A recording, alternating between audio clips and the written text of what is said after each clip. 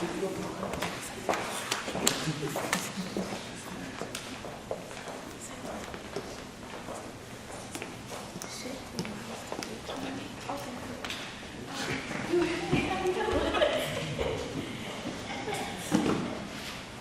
Oh, shit. Did I do right? Oh, no. There we go. All right. Good afternoon, everyone. Good afternoon. I am Dominique Jones, and I am a graduate of the class of 2009 from this illustrious university. And I had the privilege to sit in the classroom as a student with Dr. Jolly, and I have 2 minutes, so I'm going to remember that. And one of the things I must say about Dr. Jolly is that in addition to all the other instructors and professors here, I remember Dr. Jolly from the aspect of in the classroom, but also Project Safe. So I got here a little late, and I don't know if people talk about Project Safe, but I'm just spending about 30 seconds on it. And Project Safe was an awesome organization, student-led organization that actually led to my career development in the presence that I have made across the state in my professional career. But I must say that even though Dr. Jolly was on us in the classroom with our studies, we had a great time with Dr. Jolly at his house, okay? Now, I don't know if we were supposed to go to his house, but you know, I think about my social media feed, and on Facebook they have this thing, remember when, or events that have passed, and I can see us kirking out in the backyard of Dr. Jolly's house after celebrating the accomplishments that we've made with Project Safe and really motivating and educating our peers as far as sexual health, contraception, and actually practicing safe sex. But lastly, as I conclude, every time I see Dr. Jolly at a function, he always greets me with a smile. And he asks me, Dominique, what are you doing what's the word? He just doesn't come out and say it, but he's just like, well, what are you doing to grow yourself? And I was like, oh, you know, I'm working, I'm growing, I'm working. But just as sure as it was ordained, when it came time for me to pursue graduate level studies, I sent out a couple of emails. And when I tell you this man, this individual responded immediately to my request for a letter of recommendation. And again, I have 2 minutes. I could go on and on and on and on and on. But it made my day. When you come from a historically black college, when you work in an industry that, and I'll just be blunt, there are a lot of people that don't look like you, that sit behind tables making decisions for people that look like us. And it's really hard to be professionally correct when you have to say things that will not, that will be well received. And that is one thing that I can credit to Dr. Jolly. He really helped us develop our skill sets. During my exit interview, my word of choice that I poorly spoke was library, and I might still be saying it wrong. But the grooming that he gave from love, and the sacrifice that he made to be with his students, to provide the studies that they needed, and the development that they needed, came from a place of love. It was well received, and it has manifested itself full circle to see that his students have gone forth not only being gainfully employed, but able to make a great impact and take the torch that he really didn't pass, but he kind of shared with us to carry on the legacy of his name, of this university, and of this department. And so he asked me, when I told him I got accepted to not one but 2 graduate programs. One was North Carolina Central's Public Administration Program, and the other was North Carolina State's Public Administration Program. And he was like, so what you gonna do? And I was like, well, I know Central. I love homecoming. I got some friends that graduated from the criminal justice building. I was like, I can do this program. But when I thought about about it, I said, Dominique, challenge yourself. Keep pushing. And so I'll let you know that I accepted I accepted the approval and application to actually go to North Carolina State University. And so even though I'm a little nervous, I know that I have been well prepared and well trained, and not because of my own personal studies, but because of Dr. Jolly and all the other faculty members sitting around here that really gave more than what the state could give them on a monthly basis when they were paid. Y'all like that? So, Godspeed to you, Dr. Jolly. I really believe in presenting you with your flowers before you are gone. So, I really wanted to take just 2 minutes to say thank you from the bottom of my heart. I wish all of these seats were full, but that's okay because the ones that needed to be here today are here. So look, you know it's Sunday, and I'll say amen, and y'all be blessed, okay?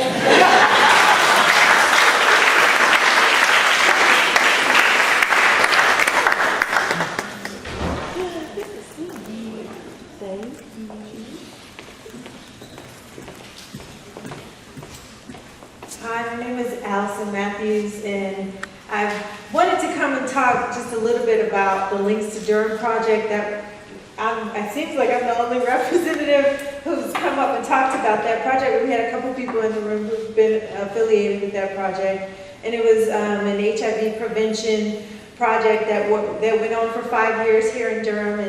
And I actually met Dr. Jolly at the beginning of my graduate career at UNC and working with the Links to Durham project. And I was a sociology major. I got my doctorate in sociology, and I was not really into public health. I wasn't sure if I was going to do it full time, but then with the Links to Durham project, it kind of changed my whole career trajectory. And I have to credit the training that I've had working with Dr. Jolly and being affiliated with North Carolina Central University as what shaped how I decided to move forward in my career. And I want to thank Dr. Jolly for that, for showing me how to do community work and build relationships and keep those relationships with people that I've met, 5, 6, 7, 8, 9, I was in school for a while. Starting those relationships, keeping those relationships and maintaining them so that you can then move them forward and continue the legacy that Dr. Jolly and so many others at this university have made a huge impact on Durham, and I hope that I can continue in that legacy and make you proud. Thank you.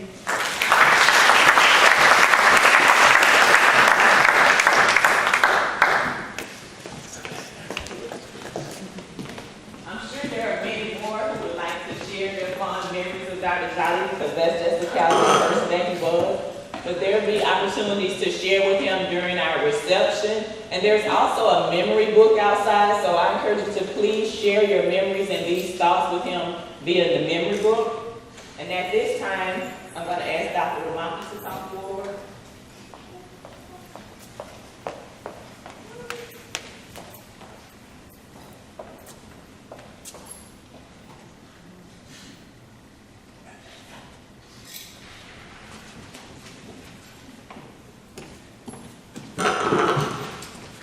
And so, Dr. Jolly, I'm sure with all of these accolades, you're saying, I shouldn't go. Everyone loves me. I'm doing such a great job that I should just stay a few more years. I know that's what you're thinking, aren't you?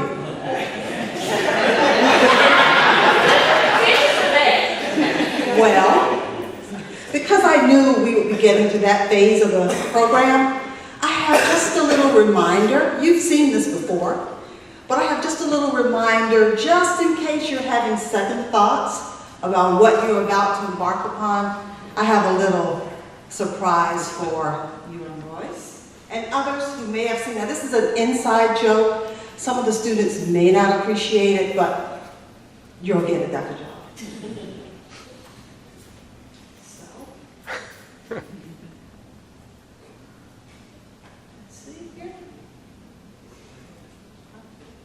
ECPI has 0 to bachelor's in 2.0. Would like to talk to you about my grade. Oh, hello. I'm just on my lunch break. Yes, but I really need to talk to you about my grade in your class. Okay. I will wait to eat my lunch, even though it's 4 o'clock and I have been teaching classes through department meetings and office hours and not had a chance to eat or even pee. What can I do for you? I'm worried about my grade in your class. I'm worried that I might not be passing your class. Am I passing your class? Well, I don't carry my grad book with me to lunch, so I can't say exactly. What grade did you get on your first essay? I got a D. Did you revise it for a better grade? No, I did not. What grade did you get on a second essay? I also got a D on that one. Did you attempt to revise that one for a better grade? No, I did not. Am I passing your class? What I got a C minus on one and a D on the other. Out of the 12 homework assignments, how many did you turn in? I believe I turned 3 of them in. There was one I meant to turn in, but I didn't understand how to do the assignment. Did you ask me for help or clarification? No. Did you see one of the tutors in the writing lab for help? No, I did not. Did you use one of your late passes to get more time to work on it? No. What about the other homework assignments that you failed to turn in? My stapler ran out of staples. How many absences did you have this semester? I only missed 4 classes. 4 is the maximum number of classes you can pick before you get dropped or fail the course. Oh good, I only missed 4. Can I have extra credit for not missing more than 4? You should not miss any classes, but if you have 2, 4 is the most you can miss before incurring serious penalties. You do not get extra credit for attending a class that you are supposed to be attending. Can I do extra credit to pass the class? Today is the last day of school. You just took the final exam this morning. The semester is over. Can I rewrite all of my essays? Work on them tonight and turn them in tomorrow. Hopefully get this straight.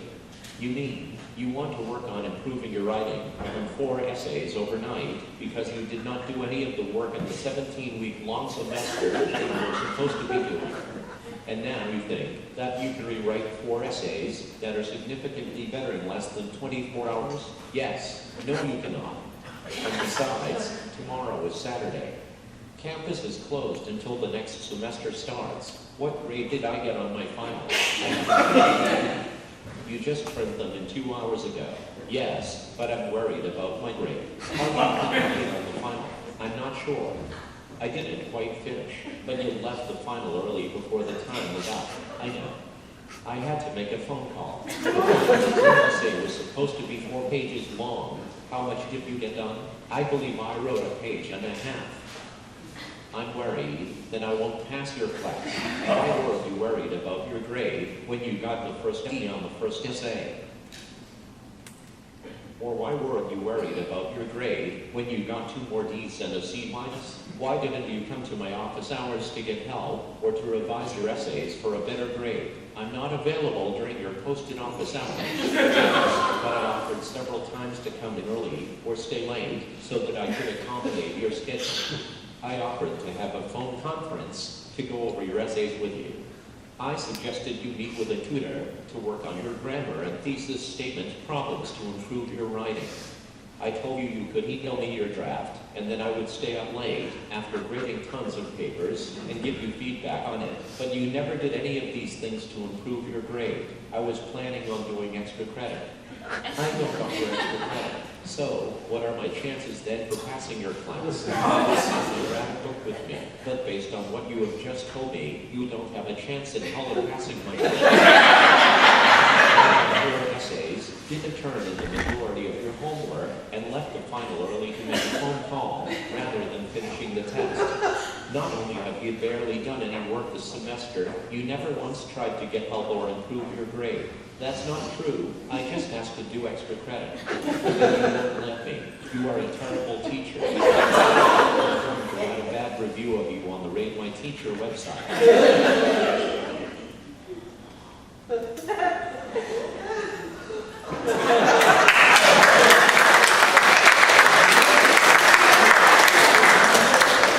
happy retirement.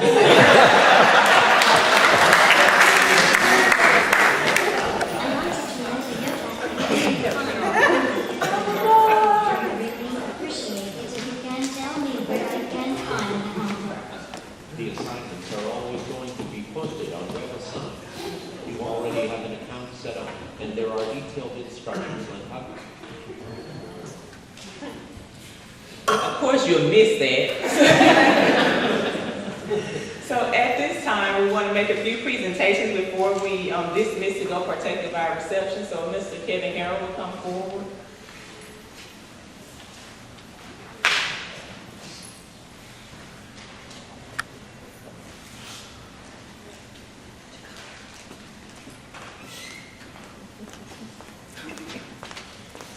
I don't need to go all the way up there. I can do that from here. But I will just say that I'm glad to see that there's so much public health in this room, and just to acknowledge the foundation of my career in public health that's in this room, but also to acknowledge that Dr. Jolly has always been my safety net in public health. So I think back to when I first started teaching in this department, and because one of my references was a little late, I found out that I would be teaching on a Saturday. The classes started Monday. And Dr. Jolly met with me on Saturday and talked about how I could be successful in teaching this course. It was a shared curriculum, and so he was able to share some PowerPoint presentations and some of the materials that he had to ensure that I was successful in teaching the course.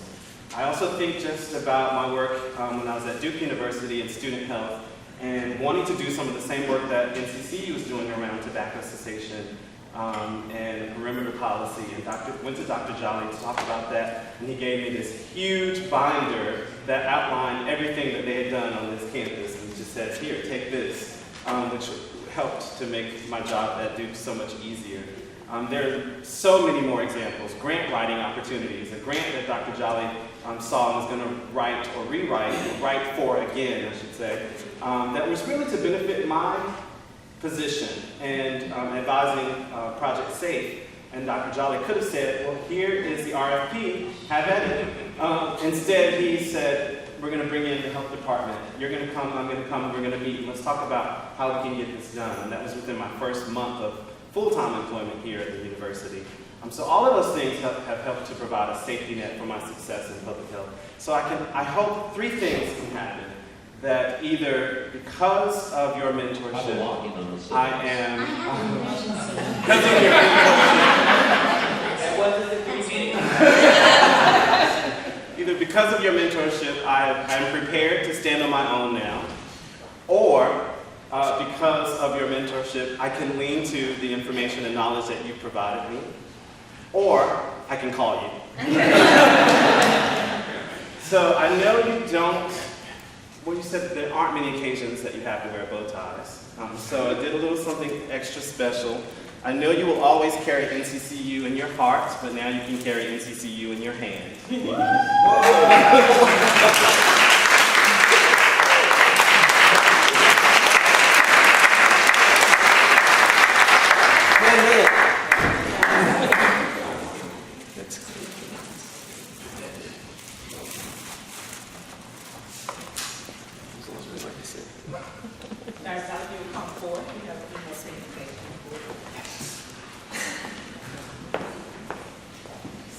This is from one of our recent alums, Ms. Jennifer Hendricks, and she's sorry she couldn't be here this evening, but she sends her regards in this gift. And this is something I picked out. And like on it, yes. On it you would notice the image of a path. And it's to encourage you to enjoy this new journey in your life. Cherish every moment, have fun, and we hope the path leads you back to us. So don't stay gone too long.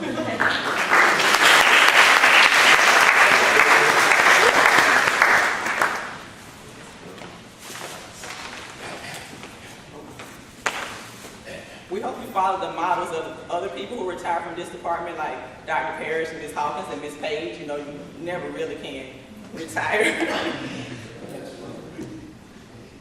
So it's Dr. Shepherd's journey. Thank you. Thank you.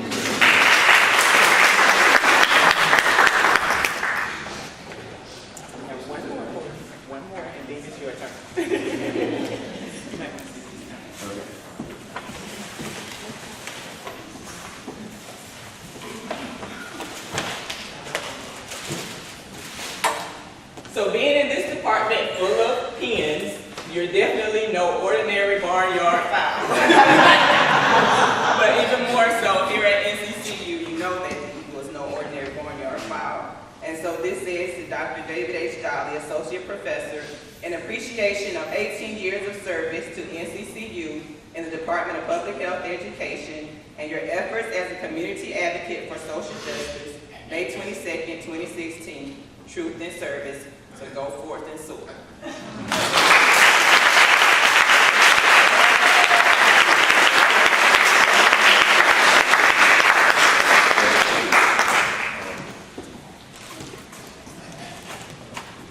Yes.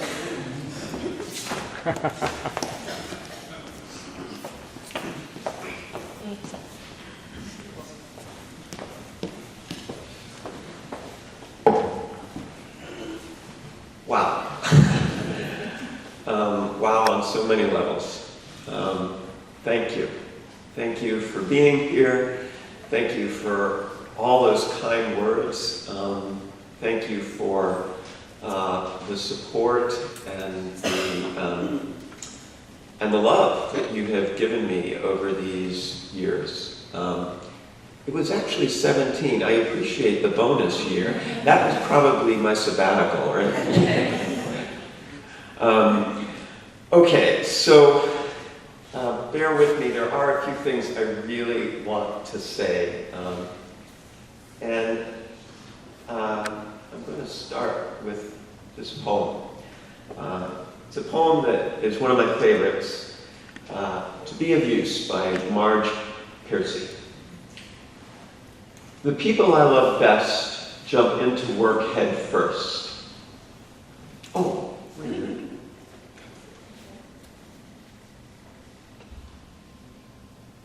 Why is that? Oh, It's did the you? blank screen. Yes. Okay, so what do I need to do? The X where it says blank, Yep. hit it. There. Okay, great. There we go. The people I love best jump into work head first, without dallying in the shadows, and swim off with sure strokes almost out of sight. They seem to become natives of that element, the black sleek heads of seals bouncing like half-submerged seal balls.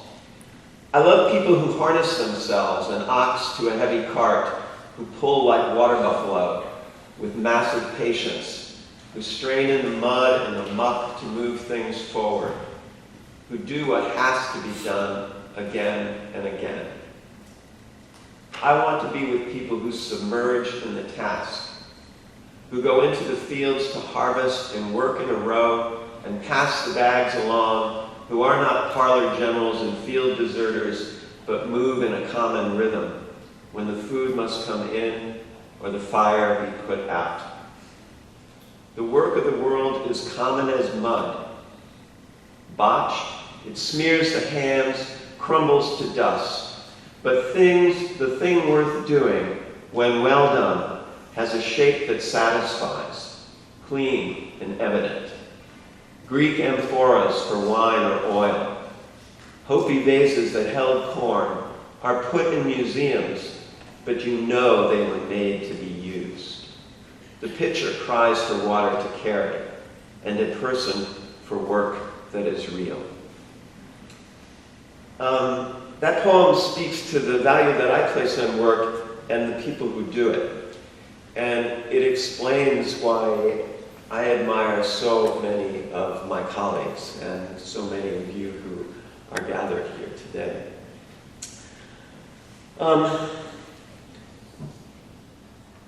Preparing for today has given me the opportunity to reflect on a lot of things I've thought about off and on in my time here at NCCU. One of them is why and how I ended up here. And it's a little complicated, and I don't completely understand it myself. But it has something to do with the inner city high school in Bridgeport, Connecticut, that I went to. Bridgeport is a gritty manufacturing city, not unlike Durham, but colder, and with the odor of a fat rendering plant replacing the sweet smell of cured tobacco. There were lots of African American and Puerto Rican kids at my school, and one of my closest friends was a black girl named Leslie Graham, whose smile could illuminate Cleveland for at least a month. Leslie went to Shaw University from Bridgeport, Connecticut, and she later became the head of the English department at a high school in Newark, New Jersey. Who knows, she may know Mr. Senator Booker. So in some way, for me, getting to NCCU was a little bit like coming home. Coming here also has to do with a comparison of Duke, NCCU, and Duke, where I'd also applied for a job in 1999. I remember thinking that I could be another cog in the pricey and well-oiled machinery of Duke, or I could come here where there'd be a better chance that I could be of use. And coming here has a lot to do with the fact that NCCU is in my backyard and that Ted Parrish offered me a job. I'm not exactly sure why he did that, though in terms of departmental diversity, I was a prize. A 3-for-1. White, male, and gay. So something else I've reflected on is why I stayed 17 years. A record for me, since before NCCU, the longest I had ever worked anywhere was 4.5 years. So why 17 here? Well, age was likely a factor. At 50, it was probably time to settle someplace. But another reason is that it was truly comfortable for me here. Our faculty made me feel welcome. And I appreciated their warmth and their groundedness. And one example of that groundedness, early on in my time here, Mildred Page took me aside and said in no uncertain terms, "David, don't take any guff off of any of these students." Why, just the other day, a student came to me and said, "Mrs. Page, I can't afford the textbook in your class." Then I saw the Nikes, the new Nikes on his feet. So I looked him straight in the eye and I said, "Sell your sneakers." I like that. Another reason I stayed was the commitment of this faculty to doing right by students, exemplified by the hours and hours that we have spent talking about how and where to strike the balance between, on the one hand, the need to be understanding and supportive and to accommodate students' individual circumstances, and on the other hand, the need to hold them to high standards and prepare them for a world that expects performance regardless of those circumstances.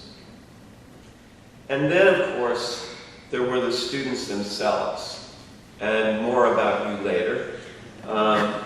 Finally, there was that feeling, I am of use here.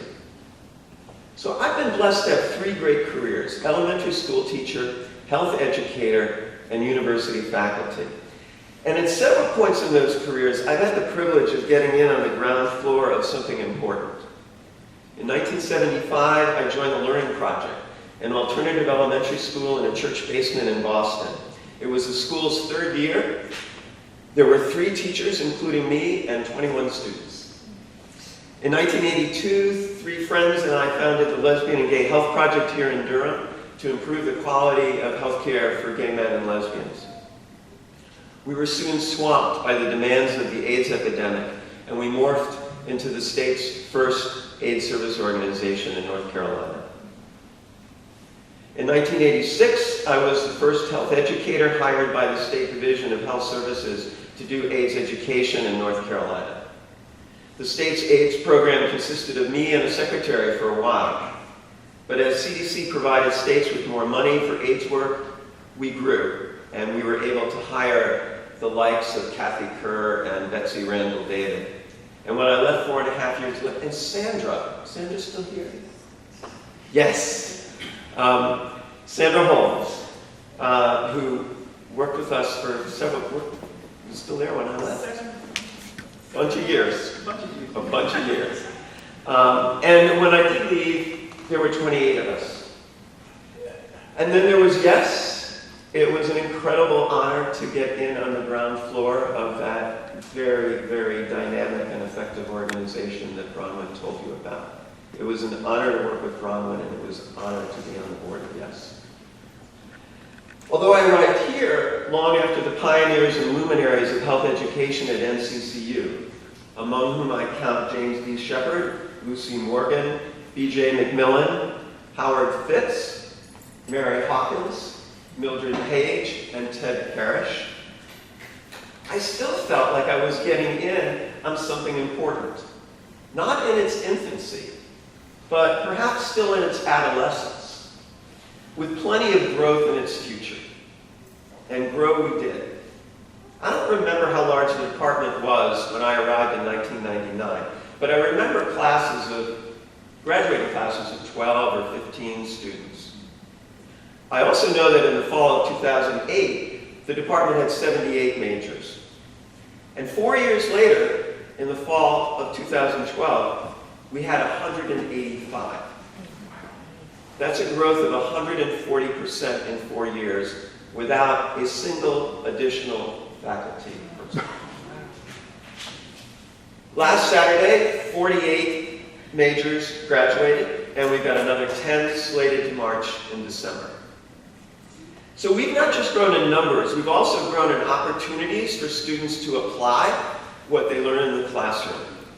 Of course, we've continued programs like Dr. Fitz and Dr. Parrish's Eagle Cry Blood Drive, now under Dr. Robinson's direction, the Society of Future Health Educators, advised by Dr. Fortune, and Eta Sigma Gamma, an honorary that is guided by Dr. Robinson. But we've also created new opportunities. Project SAFE, that Tanya Bass and Dominique have talked about. Founded in collaboration with Carlotta McNeil, who was a graduate of our department.